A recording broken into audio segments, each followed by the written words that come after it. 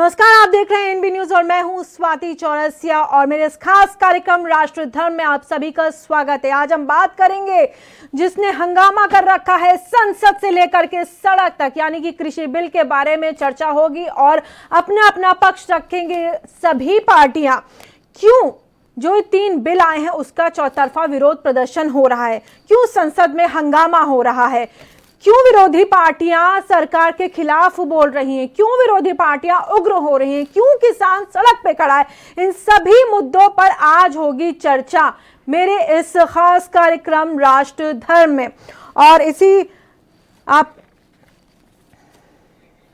और आपको बता दें कि जिस तरह से चौतरफा विरोध सरकार झेल रही है, हालांकि सरकार बार बार दावा कर रही है, बार बार सरकार के मंत्री नेता सामने आ रहे हैं और कह रहे हैं कि इस बिल से किसानों का फायदा ही होगा, लेकिन कहीं ना कहीं किसान आश्वस्त नहीं है इस बात से और इसी के मद्देनजर चौतरफा विरोध हो रहा है। क्या हरियाणा, क्या पंजाब, क्या उत्तर प्रदेश, क्या आप तेलंगाना, तमिलनाडु, सब जगह किसानों का विरोध प्रदर्शन जारी है। आपको बता दें तीनों बिल पारित हो चुके हैं संसद में, लेकिन उसके बावजूद भी लोगों का विरोध जारी है। मैं आपको बताऊं, किसानों का विरोध जारी है। आप देख सकते हैं इन तस्वीरों में जगह जगह पर किसानों ने चक्का जाम किया था, रोड जाम करी, विरोध प्रदर्शन किया। हालांकि कहीं पे भी हिंसा नहीं हुई, ये सबसे बड़ी बात है। सबसे अच्छी बात यह कि कोई किसी भी तरीके की कोई अप्रिय घटना नहीं हुई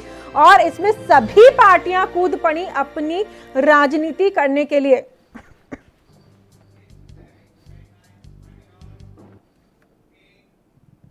और इसी मुद्दे पे चर्चा करने के लिए हमारे साथ हमारे मेहमान भी जुड़ गए। आपको उनसे परिचय करा देती हूँ। प्रवीण बंसल जुड़े हैं बीजेपी से और संदीप भारद्वाज जुड़े हैं कांग्रेस से। आप दोनों का ही स्वागत है एनबी न्यूज पर। प्रवीण बंसल जी, पहला सवाल आपसे, क्यों सरकार का विरोध हो रहा है जब ये बिल किसानों के हित में है? तो जी ऐसा है स्वाति जी, आपने एक पुरानी कहावत सुनी होगी, कुछ तो लोग कहेंगे, लोगों का काम है कहना। ये देश में हर मुद्दे पर राजनीतिक होना ये देश की तरक्की में एक बहुत बड़ी बाधा है। एक वक्त था जब आदरणीय श्रीमती इंदिरा गांधी ने बांग्लादेश बनाने में बड़ी भूमिका अदा की थी। भाजपा जी ने उनको दुर्गा का तो कहा था, लेकिन आज विपक्ष ऐसी है, देश के मुद्दे पर, देश की जनता के लिए, देश की तरक्की के लिए जो काम सरकार कर रही है उसका विरोध करना, उसके खिलाफ बोलना और उसके लिए लोगों में जाके पैदा करके करा के आंदोलन करना, दंगे करवाना, ये आज विपक्ष की भूमिका हो गई है। तो जिस दिन से 2014 से मोदी सरकार आई है, आपने देखा होगा किसी भी मुद्दे को ले लो, ऐसे मुद्दे जिनकी देश ही नहीं दुनिया भर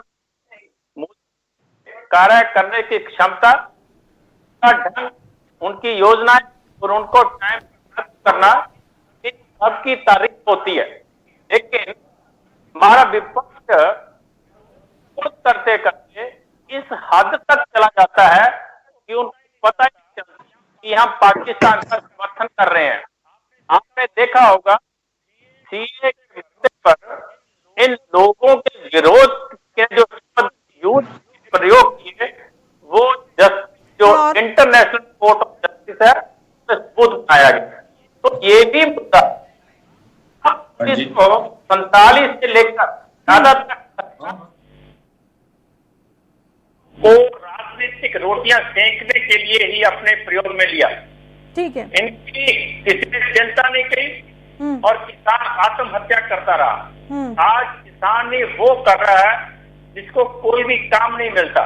तो भारतीय जनता पार्टी ने आते ही एक नारा किया, सबका साथ, सबका विश्वास और सबका विकास। तो उस विकास को देखते हुए देश का अन्नदाता किसान वो तरक्की करे, आर्थिक रूप से मजबूत हो, उसको हमने एक वादा किया भी हम 2022 तक इनकी आमदन दुगनी करेंगे।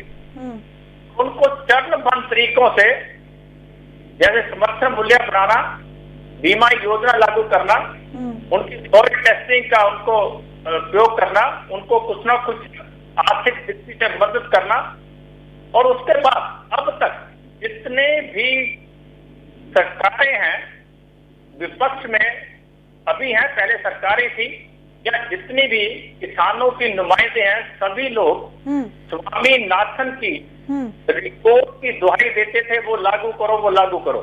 ठीक है। भारतीय जनता पार्टी ने स्वामीनाथन की रिपोर्ट को एक गाइडलाइन मानते हुए उसको लागू किया है।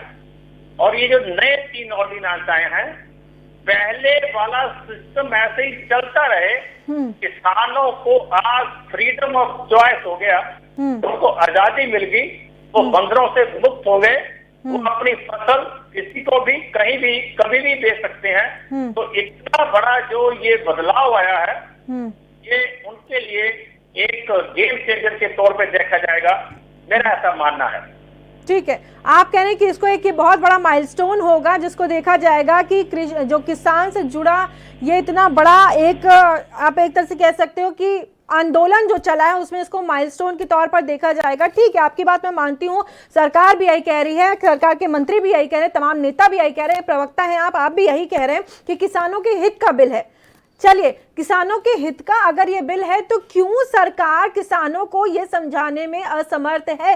क्यों नहीं किसानों तक आप डिटेल में लेकर के इसके फायदे पहुंचे, उनको आश्वस्त किया, उनको समझाया कि इस तरीके से ये बिल आपके ही हित में है? ऐसा है स्वाति जी, जो लोग सोए होंगे आप उनको जगा सकते हैं, लेकिन जो लोग मचले हैं आप उनको जगा नहीं सकते। जो लोग उठने का ढोंग रखते हैं आप उनको उठा नहीं सकते। ये सब लोग विपक्ष जो है, इनकी जमीन खिंच गई। आज देश भर में, केंद्र में से तो ये सिमट ही गए, बाकी प्रदेशों में भी धीरे धीरे भाजपा की सरकारें आ रही हैं। लोग ये समझ रहे हैं कि अगर इस देश की जनता का कोई उद्धार कर सकता है तो वो भारतीय जनता पार्टी है। ठीक है, लोगों में हमने विश्वास बनाया, लोगों ने 2019 में हमें संपत्ति मेजोरिटी में दोबारा सरकारें दी। जहां आप कह रहे हैं हम किसानों को समझाने में ना कामयाब हुए, तो जो बिचौलिए हैं वो लोग इनके पैरोकार हैं, जिनके सिर पे ये राजनीति करते हैं, उन लोगों के कारण ही, उन लोगों के आज सहयोग से ही ये बड़े बड़े आंदोलन खड़े करने की कोशिश कर रहे हैं। लेकिन देश की जनता ये चीज धीरे धीरे समझ रही है, और हम उनमें जाकर उनको इस कानून के, इन ऑर्डिनेंस के बारे में डिटेल में समझाने का प्रयास कर रहे हैं। ठीक है, आप कह रहे हैं कि विरोधी अपनी राजनीतिक रोटियां सेक रहे हैं। किसानों के बारे में आप कह रहे हैं, जिनको समझाने की कोशिश की गई, कुछ हद तक नहीं मैनेज हो पाई चीजें। ठीक है, ये बताइए कि किसानों को छोड़िए, क्योंकि बहुत लोगों के बहुत बयान आए कि हर किसी को नहीं समझाया जा सकता, उतनी समझ नहीं है, बहुत तरीके के बयान मैंने सुने। आपकी अपनी ही पार्टी का जो सपोर्टिव, साथ में आप कह सकते हैं सपोर्टिव पार्टी है, शिरोमणि अकाली दल, आप उन्हें भी नहीं समझ पाए, ना उनको समझा पाए। वो किसानों के मुद्दे लेके आपके पास पहुंचे थे। उन्होंने, जो हरसिमरत कौर जो कृषि मंत्री थी आपकी, उन्होंने कहा मैंने समझाने की बहुत कोशिश की, बताने की बहुत कोशिश की, अंततः उन्होंने अपना त्यागपत्र दे दिया। उन्होंने कह दिया कि मैं इस्तीफा दे रही हूँ, अब इसके आगे का क्या कुछ होगा। आप क्यों नहीं अपनी ही जो सहयोगी पार्टी है उसमें क्यों नहीं उन लोगों को समझा पाया? क्यों उनको इस्तीफा देना पड़ा? ये देश के सभी लोग हमारे अपने हैं। हाँ। जो विपक्ष में भी हैं वो भी देश की जनता है, लेकिन अपने स्वार्थ के कारण आज वो ऐसे भ्रमिक प्रचार कर रहे हैं। जहां तक श्रोमणी अकाली दल का सवाल है, श्रोमणी अकाली दल एक अलग पार्टी है, भारतीय जनता पार्टी एक अलग पार्टी है। ठीक है, उनका अलायंस है। ठीक वो है, एक दूसरे में मर्ज नहीं हुई है। उनका अपने एजेंडे हैं, उनकी अपनी प्रायोरिटीज हैं, वो हमने उनको भी विश्वास में लेकर उनको समझाने की कोशिश की, लेकिन मुझे लगता है कई चीजें जो है हमारे समझाने में कहीं उसमें कमी रही, तो हम प्रयास कर रहे हैं वो चीजें उन तक भी लेके जाए। ठीक है, आपने मुझे बता दिया, मैं इतना तो समझती हूँ सर कि ये आपकी अलायंस पार्टी है, ठीक है, दो अलग अलग पार्टी, ये भी मैं समझती हूँ, आपका अलायंस है ये भी मैं समझ रही हूँ। वही तो बात है ना, जब जिनके साथ आप अलायंस कर रहे हैं आप उन्हें नहीं समझा पा रहे, क्यों आखिरी मोमेंट पे जा करके हरसिमरत कौर को इस्तीफा देना पड़ गया। हरसिमरत कौर ने भी अपना दांव खेला, क्योंकि वो जानती हैं कि किसानों को अपने साइड पे रखना है, क्योंकि उनकी राजनीति किसानों द्वारा ही चलती है। बीजेपी और शिरोमणि अकाली दल का अलायंस भी तो लंबे समय से है ना। देखो, हमारी भी राजनीति किसानों के साथ है। 50 करोड़ वाले वर्ग को हम नाराज करें ऐसा हो नहीं सकता। हम उनको नाराज नहीं कर रहे, हम उनके लिए, उनकी आर्थिक स्थिति के लिए, उनके मान सम्मान के लिए ये सब कर रहे हैं, लेकिन उनको समझाने में कहीं कमी है, वो हम जो कमी है वो पूरी कर रहे हैं। वही मैं कह रही हूँ ना सर, क्यों नहीं समझाया पहले, क्यों आनन फानन में संसद बुलाई, जब कोरोना का चारों तरफ भय बैठा हुआ है, कोरोना एक बीमारी, एक महामारी बनकर के सामने आई है, आनन फानन में संसद की तैयारी की गई, संसद बुलाई गई और उसके बाद बिल्कुल कुछ ही दिन के अंदर ये बिल पास कर दिया। पहले एक बिल, दूसरा बिल, तीसरा बिल, तड़ करके सारे तड़फड़ सारे बिलों को पारित करा दिया गया। ऐसी भी क्या जल्दी थी? आप रुकते, आप सुनते, आप विपक्ष को सुनते, आप किसानों को सुनते, उनके कम से कम सुझाव तो मांगते। देश की पिछले 70 सालों से देश के बड़े बड़े मुद्दों की अवहेलना हुई है। किसी ने दमखम नहीं दिखाया उसको एड्रेस करने का। तो देश में बहुत कुछ रिफॉर्म्स लाने बाकी हैं।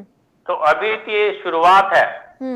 देश में, देश विश्व गुरु बने, देश तरक्की करे, ऐसे सब रिफॉर्म्स उनकी डेप्थ में जाकर, उनकी गहराई में जाकर हम वो करने के प्रयास कर रहे हैं। जहां तक पार्टियों का और श्रोमणी अकाली दल के समझने की बात है, तो कुछ लोग ऐसे होते हैं जो समझना नहीं चाहते, लेकिन कुछ लोग ऐसे होते हैं वो समझ तो जाते हैं, लेकिन कहीं ना कहीं उनमें राजनीतिक इच्छा वो है वो बड़ी हो जाती है।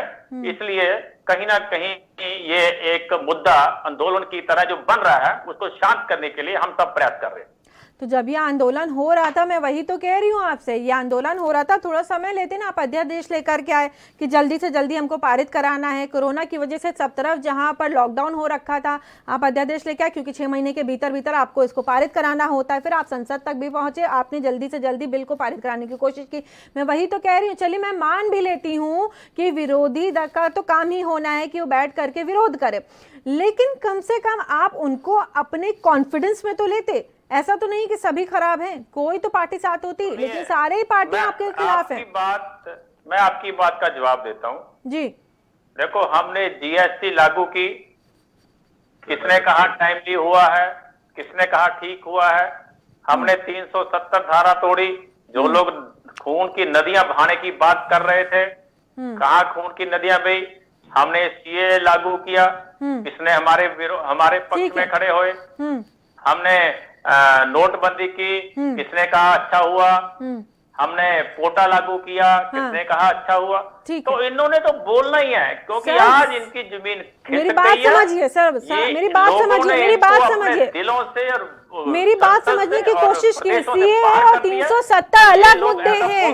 मैं इसका जवाब देना चाहूंगा। मैं आपके पास भी आऊंगी, मैं आपके पास भी आऊंगी। एक मिनट, मैं पहले स्थिति जरा यहाँ पे संभाल लूं। पहले मैं आपके पास भी आऊंगी। मेरे पास कांग्रेस के प्रवक्ता भी जुड़े हुए हैं। आपसे मेरा सवाल है जिसका जवाब मैं ब्रेक के बाद लूंगी, लेकिन सवाल आपसे कर लेती हूँ। सर, सीए और 370 अलग अलग मुद्दे हैं। यहाँ रुके, एक छोटे से ब्रेक ले, ब्रेक के बाद विराज धम जारी है।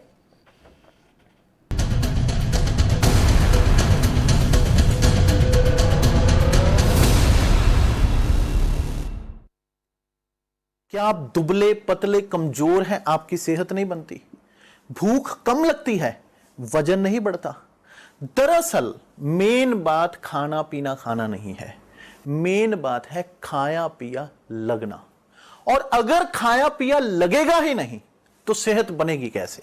इसलिए हमारी संस्था सन्यासी आयुर्वेदा ने एक ऐसी दवा बनाई है जो कि आपके पाचन तंत्र को, आपके लीवर सिस्टम को ठीक करने का काम करती है, ताकि आप जो भी खाएं उसका पूरे का पूरा निचोड़ आपके शरीर को लगे, आपकी भूख बढ़े, खाया पिया सही से लगे, नया खून बने, हड्डियों में जान आए, वजन बढ़े, ताकत बढ़े, चेहरे पर नूर आए और आप मोटे तगड़े खूबसूरत पर्सनैलिटी के मालिक बन जाएं।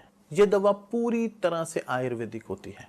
इसका शरीर पर कोई भी साइड इफेक्ट, कोई भी नुकसान या दुष्प्रभाव नहीं होता। लड़के लड़कियां दोनों इसका इस्तेमाल कर सकते हैं और पहले 15 दिन के अंदर ही आपको इसका असर महसूस हो जाएगा।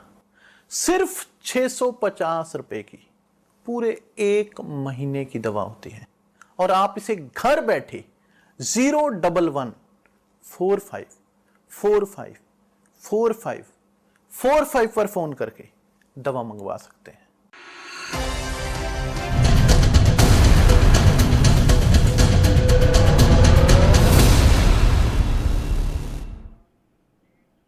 और राजधानी में एक बार फिर से आप सभी का स्वागत है। मेरे साथ जुड़े हुए हैं 2 मेहमान, प्रवीण बंसल बीजेपी से और संदीप भारद्वाज कांग्रेस से। आप दोनों से सवाल मेरे लगातार जारी हैं। संदीप जी, आपसे पहले मैंने प्रवीण बंसल जी की बात सुन रही थी और प्रवीण बंसल जी, आपसे जो सवाल छूट गया था उस पर बहुत संक्षेप में आप पहले जवाब दीजिए। आप कह रहे हैं सीए और 370 मिनट आए तब भी विरोध हुआ। सर, वो दोनों बहुत ही अलग मुद्दे हैं। यहाँ किसान अन्नदाता है, जो अन्नदाता जिसने कोरोना काल में देश की स्थिति संभाली, आज वो परेशान है, उसके बारे में बात करिए। वो दोनों तो बिल्कुल ही अलग मुद्दे हैं। स्वाति जी, मैं आपके सवाल का जवाब दे रहा था जी। कि ये लोग किस मुद्दे पर देश के साथ खड़े हैं, किस मुद्दे के में सरकार के साथ खड़े हैं। इनको तो विरोध करना है और विरोध करते करते ये पाकिस्तान का समर्थन करना शुरू कर देते हैं, चाइना के साथ मीटिंगें करते हैं। इनके लोग छुप कर उसके साथ मेमोरेंडम पास करते हैं कम्युनिस्ट पार्टी ऑफ चाइना से। क्या किनकी बात कर रहे हैं आप? ठीक है, संदीप भारद्वाज जी जवाब दीजिए कि क्या कर रही है कांग्रेस के ऊपर इस तरीके के आरोप। पहले तो इसको भी संक्षेप में आप इसको निपटाइएगा, इस सवाल के जवाब को। दूसरी बात, हमको वापस आना है जो ये बिल पारित हुए हैं, हम 370 पे नहीं जाएंगे। संक्षेप में इनके जवाब दीजिए और वापस आइए। ये बात कर रहे हैं जी, पाकिस्तान के पार सरकार खड़ी नहीं होती। इनका प्राइम मिनिस्टर तो कहीं पे खड़ा नहीं हो रहा जी। इनके प्राइम मिनिस्टर सरेआम झूठ बोल रहे हैं, चाइना के सामने बोलने की हिम्मत नहीं कर पा रहे। चाइना हमारे जवान मार गया, जमीन हड़प गया, और क्या हो रहा है?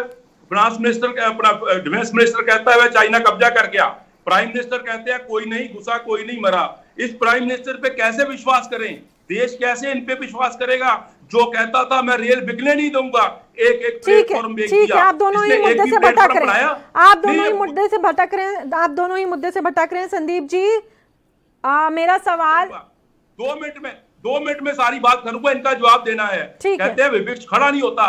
विपक्ष किसके साथ खड़ा हो? एक झूठ बोलने वाले प्राइम मिनिस्टर के साथ खड़ा होगा। विपक्ष झूठ बोलना, जो कहता था रेल नहीं बिकी, रेल आज सरेआम बिकी। 3 रुपए का प्लेटफॉर्म 50 रुपए का हो गया। ये कह रहे नोटबंदी से देश का भला हुआ, बेड़ा गर्क कर दिया। आज हाल क्या है देश के? तो जीएसटी से बर्बाद कर दी छोटे छोटे जो दुकानदार थे, एसएमई से बेड़ा। हमारी जीडीपी माइनस कहां पे 24 पे आ गई है। कृषि बिल पे आ जाते हैं संदीप जी, कृषि बिल पे आ जाते हैं। ये तो कह रहे हैं कि कृषि बिल का भी कांग्रेस विरोध कर रही है। क्यों राजनीति कर रही है कांग्रेस? कृषि बिल पे आ जाते हैं। राजनीति क्यों ना करे? अगर प्राइम मिनिस्टर झूठ बोलेगा तो हम बोलेंगे नहीं? आप बताइए, आपके हिम्मत है प्राइम मिनिस्टर से बोलने की, पूछने की क्यों झूठ बोल रहे हो आप? इनसे हिम्मत है? प्राइम मिनिस्टर क्यों झूठ बोल रहे हैं? एक बार भी चाइना के बारे में बोले हैं वो? एक बार बताइए वो चाइना के बारे में बोलते हैं? चाइना को छोड़िए, जब उसका मुद्दा होगा उसके बारे में बात करेंगे। अभी कृषि बिल के बारे में बात कर लेते हैं। जवान मरे, उसके 4 दिन के बाद इन्होंने 9,000 करोड़ रुपए लोन ले लिया चाइना से। बनता था ये? आप बताइए, मेरे पड़ोसी से लड़ाई हो रही है, उसके भाई से जाके मैं लोन ले लूं, फिर मैं उसका ऐप बंद कर दूं? ये है इसके विपक्ष, इसके साथ खड़ा हो। इनके किस साथ से नहीं खड़ा? हम देश के साथ खड़े हैं, देश की सेना के साथ खड़े हैं और सरकार के साथ भी खड़े हैं। सरकार साफ दिल से आए। सरकार ने झूठ बोला भी कोई नहीं आया। अब किसानों के मुद्दे भी आता हूं।